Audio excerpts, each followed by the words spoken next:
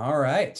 Well, good evening, everybody, and welcome to this evening's webinar. We're going to be talking about permits as they relate to farm sales. So everything from having other vendors sell on your farm to selling your farm's good outside of the farm, beyond just farmers markets. So it's special events, things like that. And of course, we'll take your questions as well that you might have about sales in terms of permits and regulations here in Sonoma County. So if you have questions, make sure to put those in the chat. We'll try to get to those. So my name is Evan Wigg. I'm with CAF, Community Alliance of Family Farmers. For those of you who aren't familiar, we're an organization that's been around for over 40 years, advocating for sustainable agriculture, small family farms, and our local food system. And we've got a chapter of CAF right here in Sonoma County, which is why we're focusing on Sonoma County specific regulations. We are joined today by Phil McCauley, and he's going to be, he's from the county, and he'll be trying to answer as many of the questions as possible, starting off with the ones I listed. But again, if you have additional questions, feel free to drop them in the chat. And this session is being recorded, so we'll be able to share this with folks who aren't able to attend this evening's webinar. We'll post that online. So without further ado, Phil, if you want to take it from here. Sure. Hi, everyone. My name is Phil McCauley. I work here at Sonoma County Environmental Health. One of the supervising environmental health specialists in the food safety program here at the county, Sonoma County Environmental Health. So I've got a few slides here together. I'll just start with that to go through some basic food permits and what we're talking about from my end and some of the ways we might interact, and we can go from there. I'll be happy to take questions at the end, but I think we just sit back and kind of get an overview. We can circle back around and focus on the things we might find more interesting. So I'm going to go ahead and share my screen and wish me luck that this works out, and we'll get through all the hitches. And again, I'll have Evan, he'll be watching the chat box for questions and interrupt me as needed, and we'll go from there. So let me go ahead and share this screen. And what you should be seeing here is just an entry slide that says farm stand, community event, host facility, cottage food, Mikkos. Are we seeing that, Evan? Looks great. Okay, good so far. So again, Phil McCauley is my name, REHS, Registered Environmental Health Specialist. That's a title for health inspector, basically. We're registered with the State Department of Public Health, California Department of Public Health is where that registration comes in. So all of our specialists out there have this registration in the field. We're basically scientists at heart. Start off you have to go through an admitting process, bachelor's in science, and then qualification with the state. My phone number is down here, 565-4508. Go ahead and give me a call if you have any questions after this presentation. And my email, just my name, my full name, philip.mccauley@sonoma-county.org. And I'll share this with Evan too, these slides. That way, if there's any questions later, you guys feel free to get me. Let me see if I can advance this. Okay, looks like we're doing good. So what is Sonoma County Environmental Health Services, or EH are our initials? We're a section of the Public Health Division of the Department of Health Services. That means we work under the auspices of the health officer in the Public Health Division of Department of Health Services. What that means is that we're separate from, excuse me, Permit Sonoma, planning, zoning, code compliance are separate agencies than us, as well as the ag commissioner is a separate agency. And we're talking about farms. Those are other agencies that undoubtedly you might deal with or know about when we talk about use permits. That's all Permit Sonoma. What we're talking about here is permitting for food facilities. We'll get into just a second. What we do here, again, permit for retail food facilities. That's the code word we're using here. It's always nice, I think, when we start these conversations to be on to start with some definitions so that we're all talking the same language. I think a lot of times we get confused with words that maybe aren't defined. I'm gonna go through some of those. Number one in my head being pop-up. There's no such thing as pop-up. Hate to tell you guys, even though we all talk about pop-ups. So just like a winery, and in food facility world, there's no category for winery. It's either a food facility or exempt tasting room. Anyways, we're getting off track here. Also, what we don't do, our wholesale operations are regulated by CDPH, California Department of Public Health. So again, we're looking at retail food facilities. I'm going to go ahead and advance the slide one more. And we're regulating what we call the California Retail Food Code, or lovingly Cal Code. And these are for, again, retail food facilities. And what we're talking about there is, you can think about restaurants, stores, markets, mobile foods, anywhere where the public is going to directly go and receive that food. It doesn't matter about purchasing. We hear a lot about, well, I'm just giving it away. Well, it's still a retail opportunity, a retail food facility if you're offering food to the public for consumption. And again, it's directly. Versus wholesale would be that I'm making a product, I'm going to label it, and then I'm going to give it to another store and they're going to sell it on my behalf. So again, you're not directly interacting with the public. Again, not a retail food facility. Big part of here we want to think about here is what's an approved source of food. It all falls back in this code about what's the supply chain, where did this food come from, what's an approved source. And again, I have these code sections in here. If you guys are into code, you can go and check me out later. Just do a search for Cal Code. It'll pop up. There is a link down here at the bottom, but there's many ways to find this information. And I'm not sure what our food safety background here, but me being a food safety kind of guy, one word I want to keep in mind here is potentially hazardous food, or PHFs. The food code might call them time control for safety food, or TCS, but here in California, we still like PHFs. And what that is, that's food. You can think about it as perishable food is a pretty good way of thinking about it. It's things that have the ability to allow bacteria to grow and cause harm. So usually things like meat, dairy, things that prepared foods, leftovers, all those things would be potentially hazardous food. And things that are non-potentially hazardous food are usually durable things that are shelf stable. You'd find in the market like bread or whole produce, things that you would find not refrigerated. So when we get through here, you'll see that there's some requirements if you have potentially hazardous food and some if you don't. So it's worth thinking about, and we'll come back around to it. But let's go ahead and go through some of these sections, and I just put them in not necessarily code section area order of the code, but the way I thought we could most circle around this and understand the conversation. So let's start with farm stands or community food producers, which is chapter 12.5 in our Cal Code. So we see a lot of things where people are selling, directly from the property, growers from the property. And whether or not that's a permitted facility, is it a food facility or not? Well, selling food to the public, but is it a permitted food facility? So, and there's actually two tiers to this. So if you're just a community food producer, it's exempt from permit. That's someone who grows produce on their property and sells it on their property. And that's whole produce or eggs, up to 15 dozen a month. So a small amount of eggs that produced on property would be sold without permit. And then, but this isn't a farm stand by definition. And I know that's a little confusing. It sure looks like a farm stand, and colloquially, sure, it's a farm stand, but by definition, it's not. So farm stands fall into a different part of the code. Again, section 114375, they are permitted by environmental health. And then what's the difference there? It's basically what you're doing. When you have a farm stand with value-added products, more than whole produce, then you're getting into a permitted category. If you're doing sampling, you're cutting your produce. That's a permitted farm stand. Again, it's a pretty low hoop to go through. If we want to spend time on this, I can go through a guidance document for farm stands, but I want to go ahead and go through the whole gamut and then come back around to what we think is most important.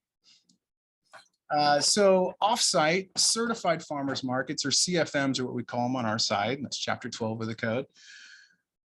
And I got a simple picture of what a farmer's market might look like in California.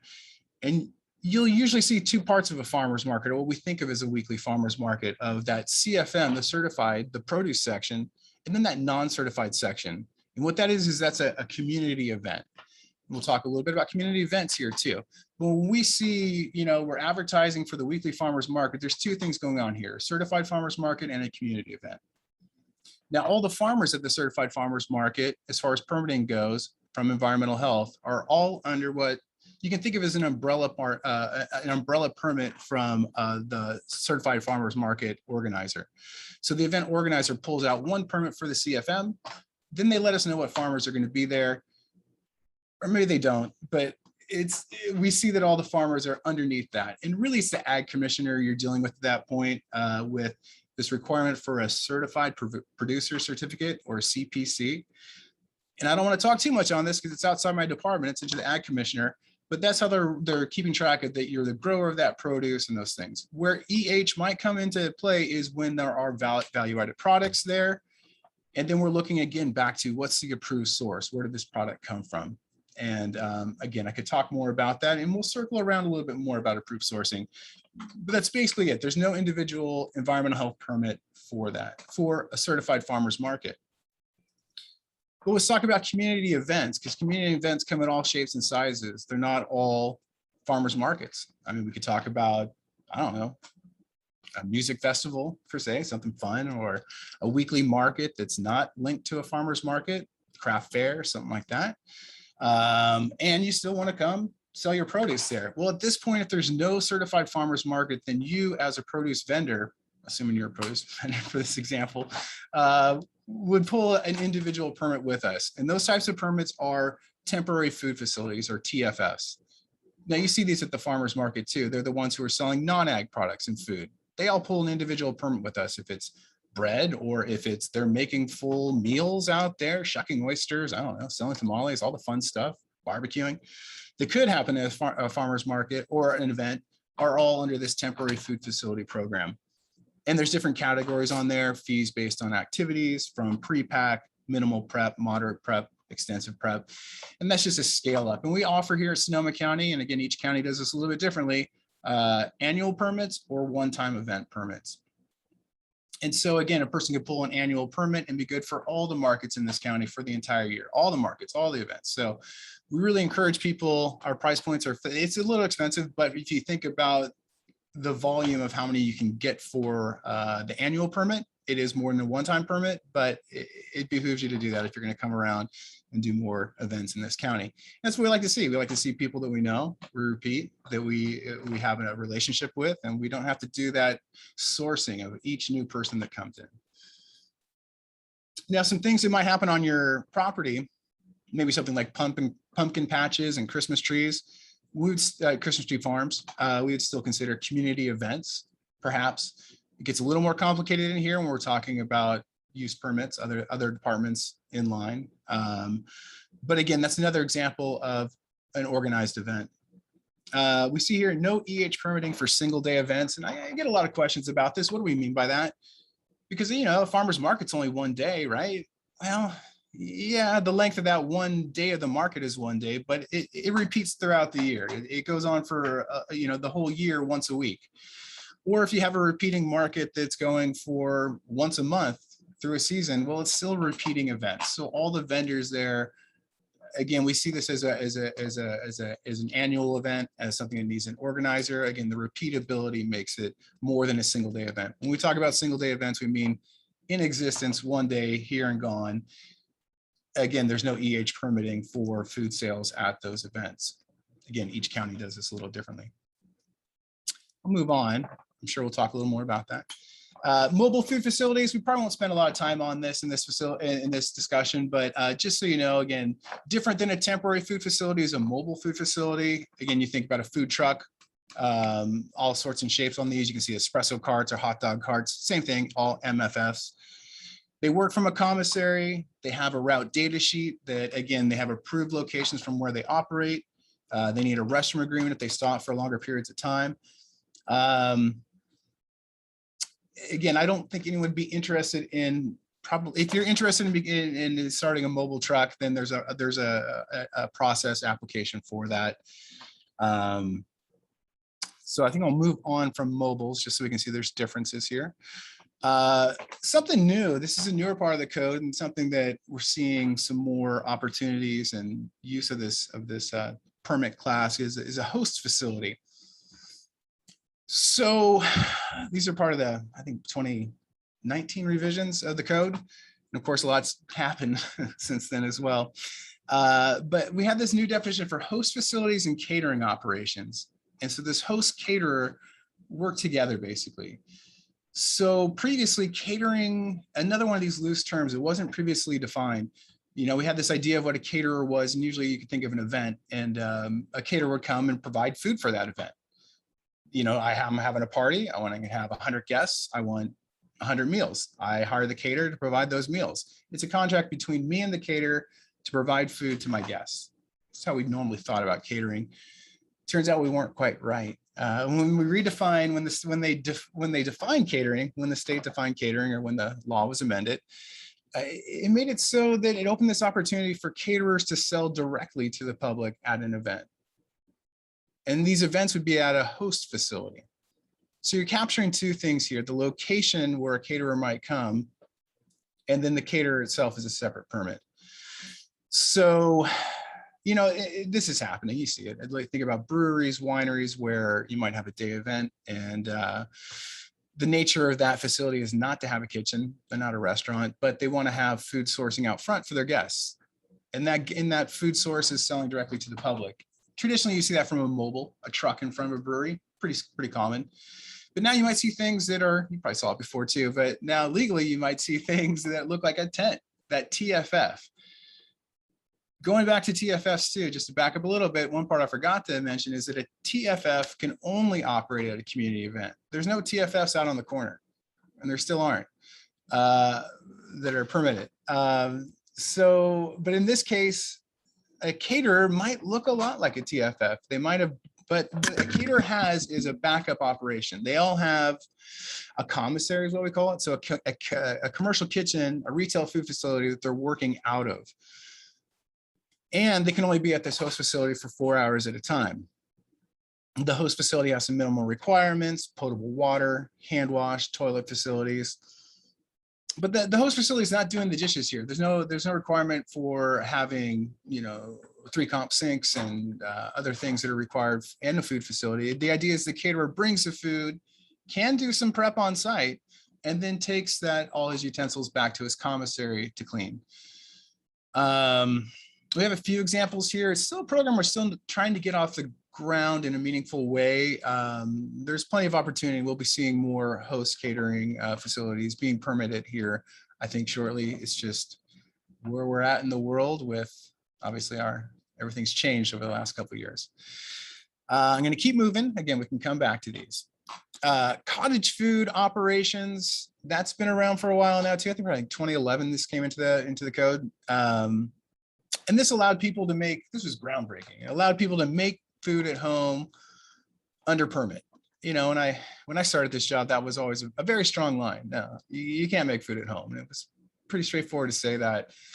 And why? It's just regulation and the equipment, and then the scope of being able to see what's happening.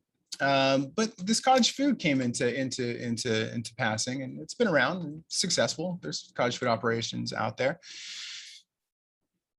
So it allows people to make food at home, but the crux is here that it's only certain types of food. This approved list maintained by the state. I have a link here to it. We could bring it up. But basically you're talking about all non-potentially hazardous food, or shelf-stable food. So breads, cookies, jams are in there, which is interesting. There's some other interesting things in there. Even vinegars in there, strangely enough. Dehydrated, dried blends, herb blends, dried teas, those kind of things. So again, the idea here of the cottage food is that you're making a product, you're labeling a product, and you're selling a product to the public. Almost, because there's a class A and a class B. So class A, what we're talking about here for cottage food, is that direct sales. You're making food in your home, you're selling it directly to a customer. How does that work? You can't put it in the mail. If you put it in the mail, then you go through the state. It makes you under the regulation of the Department of Health Service, or excuse me, CDPH. But you can have a website where you're advertising, making arrangements for drop off, where people can come to your house and have that direct interaction with you to buy your product. Class B is indirect sales. Again, same product, no different than the types of products you can make between these two registrations. It's how it's being sold. So you put the class B, again, labeled, can go to a store. The store sells your product on your behalf, basically wholesaling in a smaller scale. It can't leave the county, but it does give you opportunity. Like I make a great jam, or I make toffee and I want to have it in the local craft market or wherever market. there's a way to do this now, which is good. Again, labeling requirement, the strictest requirement of that. The registration process, the application is in depth, just asking you for ingredients, steps, label examples for everything. For Class A inspection or Class A registration, there's no inspection by environmental health. Class B, there is. We'll make an arrangement, come out there. We'll need to know, again, the facility, your house outside, if it's outside of city limits. We're looking at, again, really water sourcing is what we need to know, water quality if you're on a well, and then septic clearance if I can call it that, if you're on your own individual water wastewater disposal system. And again, well and septic, that's all with PRMD as well, so not with the EH.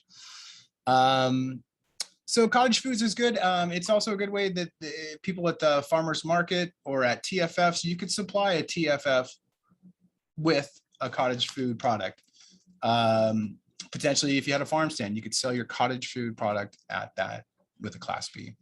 So interesting. We'll keep moving. Again, we'll come back around to any of these things. Out there, I like to just think the Wild West still. Mikkos, micro enterprise home kitchen operation. This is in the code. It's in there.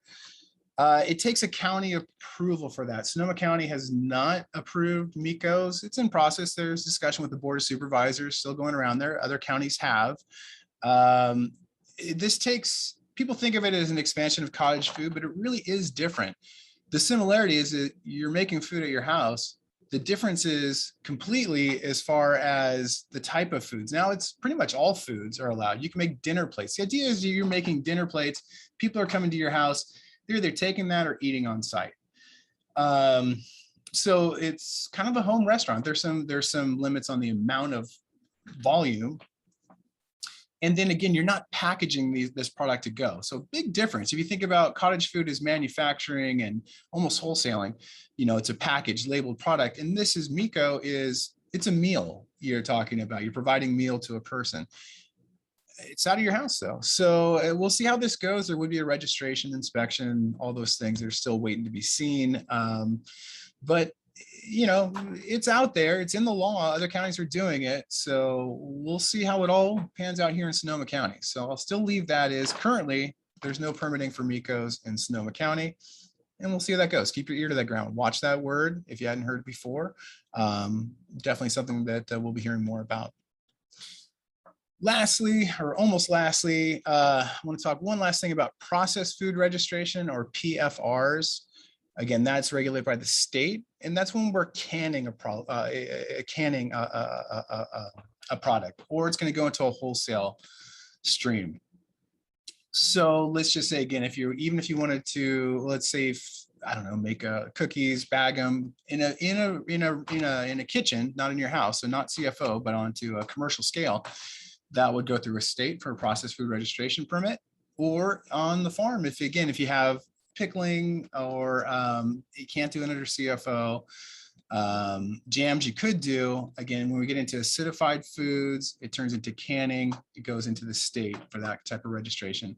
So that means either renting a time at a kitchen that's regulated by the state, getting a permit for that operation, or co-packing is the way I see most farmers handle this type of situation, where they have pickles or something like that they want to get into the farmer's market, and they still want an approved source. Usually it'd be co-packing, seems to be a straightforward answer on that. But again, watch the products we're doing. So I think, let me just make sure, kind of back to the beginning here. So what I will do here is I'm going to go ahead and stop sharing for a second, and then see if, Evan, do you have any questions out there, or where are we going with this? Sure. If I know we had a few more people join us since we started. So great. If you guys, if anybody on the call has any questions, just go ahead and put your questions in the chat box, and we'll make sure to get to those. So, here we go. Our first question comes from Wendy Krepnick. She says, interested in serving food on farm, from offering tastes to guest chef or caterer providing meal paid by host. Do regulations differ depending on zoning? And on my farm stand, my understanding is that in ag zones, just selling whole produce grown on site seasonally is allowed by right. No permit needed. Can you clarify on those? That's a great question. So yeah, the farm stand one we can go right off. Yeah, if you're the producer, you're selling whole produce or egg on your site, no permitting required for that. That's just community producer of food, nothing there. Events on the farm pretty much fall out of EH regulation. If we're talking about, again, single day event, where it's a whatever farm tour, farm, we love farm activity, we're not going to run a permit for that as a community event. Now, if it's a repeating event, like I say, like a farmer, like a pumpkin patch type scenario, or a Christmas tree lot where you're having a food vendor out there for repeatability throughout a season, then sure, we're going to do a community event permit and look at that type of food sale. Again, it shouldn't be that big of a deal from our end. Now, the use permitting, I can't comment on that. I don't know as much about it. I usually don't like to comment on what I know because there's probably more I don't know. So it's better to go to the source on that when we're talking about, does this meet the use of my property? It's going through the planning department with PRMD. Evan, was there more to that question? I probably skipped parts of that too. Let's see. We talked serving food on farm, for like offering tastes or having a guest chef, providing meal paid by a host. Meal, okay. So sharing and guests, but you know, that's interesting. If you're having a farm tour or something like that and you're sharing, I hate to go down that path. Now, again, if we're talking about a produce stand that's sampling, then yeah, that's where you would jump beyond that community producer into a farm stand category. If you wanted to do sampling, then we have to know about the water sourcing out there as well, because it becomes a food facility.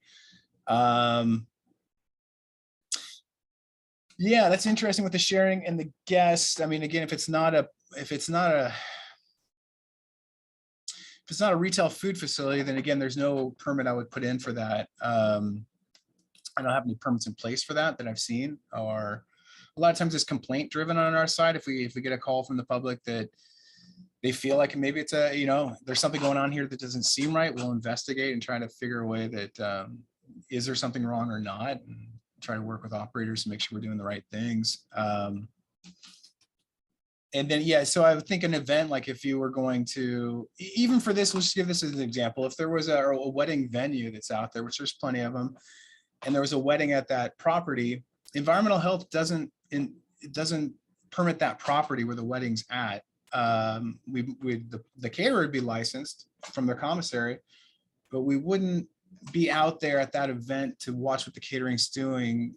I mean, we could, but we wouldn't, on a daily basis. Again, we permit caterers through their commissary and not per event. And again, the host facility being different in that caterer is selling food to the public directly. Instead of fulfilling an order for you for that party, they're doing direct sales. And in that case, then sure, then that would be a host facility, and there's a permitting path for that. I don't know. I think that covered most of that, Evan. I don't know if there are more questions out there or any specific or follow up on that. Yeah, I mean, the example she gave was like a harvest dinner. So I think, less in terms of maybe a big, hosting a paid wedding or something like that, and more like, this is a farm. They every fall the persimmons come into season, and they want to have a persimmon harvest party for their farm, for their customers, for their community. It's much more associated with the actual farm itself. Is that different from a wedding? I think what we're getting into here then is about how the public acts with that event and who's making that food. Again, because we can say we don't permit private events. Now then it's really splitting hairs on when a private event and a public event. So usually we're looking for advertising. If it comes to our attention that, hey, there's something that sure looks like an event happening at this location, like a farm dinner that's advertised, it comes to our attention, well then at the least we need to know, well, what caterer is doing, where's the food coming from? That's where I worry about from a health risk is, well, is this food from an approved source? What's going on? Are facilities there for maintaining a healthy environment, hand washing, restrooms, those kind of things? So that being said, I think it's repeatability of that harvest dinner is what we would see if we see that there's a farm that's advertising dinners regularly and it comes to my attention. I'm not saying there's not. It hasn't come to my attention, so we haven't investigated that. Again, we could perceive it might be a situation where a host facility might be the right answer to that. Again, there's enough minimal facilities, hand washing for the caterer to come. Caterer to produce that, then I think we could work with that. Yeah, I think, you know, I'm always happy to run through scenarios with people. If anyone wants to call me and talk through ideas, I'm fine talking hypotheticals. I'm not trying to get anyone with a trap on how we could run through and get things done. Sure. So in the case of a private event, I'm thinking we have a lot of CSA farms in this community, right? So these are folks who have existing members of the farm. They get a weekly box of produce. At the end of the season, the farm wants to host an event specifically for members. They're not necessarily advertising it. They're not necessarily, it's not like a wedding or where they're being paid by the bride and groom or whatever. It's just they want to invite their CSA members to a harvest celebration. Yeah, I think, people have parties at their house all the time. So again, you're getting into these fine lines here about membership and public, which it's a little bit difficult for me to give you a straight answer on that. Again, approved sourcing still being the key I want to fall back onto is, well, where's the food coming from? Is it in line with the property use too? I mean, you got to consider that, even though, again, I don't do use permits here. Is it a problem? Is it going to be a problem with your septic system having a lot of people on property? I can worry about that in a real health sense. Water sourcing, people drinking water that's from an unknown source. Well, I got an issue with that too. So it's interesting to see, what level does it constitute an event? Again, it's all permit Sonoma planning that use permits on what is and what isn't an event. And it's a tough one. I've seen it go a couple directions. So I don't have, again, a tough one. I don't have a good answer on that one. Gotcha. Yeah. Another question that somebody asked was, I know this is kind of all over the place and probably depends on a lot of different things, but they asked, can you do an overview of how much various permits cost? What's the ballpark range of the permits that you mentioned? So folks can just kind of get an idea of, sure, of what you're talking about. Yeah, that's fine. Fair enough. So I think the ones we're talking about, we'll start with like the farm stand. Again, the exempt one, that's free. So that's an easy one to start with. Food, let's see here. I just got a list here to go through. So in no particular order then. So host facility, we're talking about $572. These are all annual fees. If you're going to do a temporary food facility, let's just assume that you do either, if it's pre-pack for annual, we're talking $141. If it's minimal prep, you're doing some sampling, $294. And again, remember, that's only if you're going outside the farmer's market. At the farmer's market, there's no environmental health permit for that. I want to find my farm stand here when that was on. It's not that much. I know that. You have to imagine here, I'm looking at it. Something like this. Just 1 second, please. So yeah, pre-packed farm for the farm stand, 141 annual fee. Mobile food facility, again, it runs the gamut. That's probably not something you're particularly interested in with this group. A caterer, if you were to be a caterer, again, that means you're working out of the kitchen. The annual fee on that is $983. Let's just go into, if you were a restaurant, again, a food, we have it broken down between minimal, moderate, and extensive prep and the size of it. But those permits for a restaurant run race basically $1,200 to $2,000 annual fee. It's probably some good starting points there. Great. And folks have any additional questions, go ahead and drop those in the chat. So I think one question about, can you kind of just go over an overview of selling other farms' products at your farm stand, and how does that affect these permits? So let's say you've got a neighbor who's growing, you grow the persimmons and they've got a pumpkin patch. What are the health regulations with regards to selling those at your farm stand? And then we're talking about farm stands, or are we talking about exempt community producers? Well, I guess let's talk about both. Okay. I'm gonna have to go back to the code sections on those ones, honestly, because I believe there is. Well, let's talk about what I know about is on the farm stands. I'll just share screen again too. We have a little flyer for farm stands. It'll be a good starting point here. Okay. Let's see, did that change over? Are you guys seeing sorry, have you seen this farm stands document? You got it. Okay, perfect. And again, I can send this out to everyone too. And I believe down here on these requirements is where we start getting into, I know I'm scrolling through this fast, sorry guys. I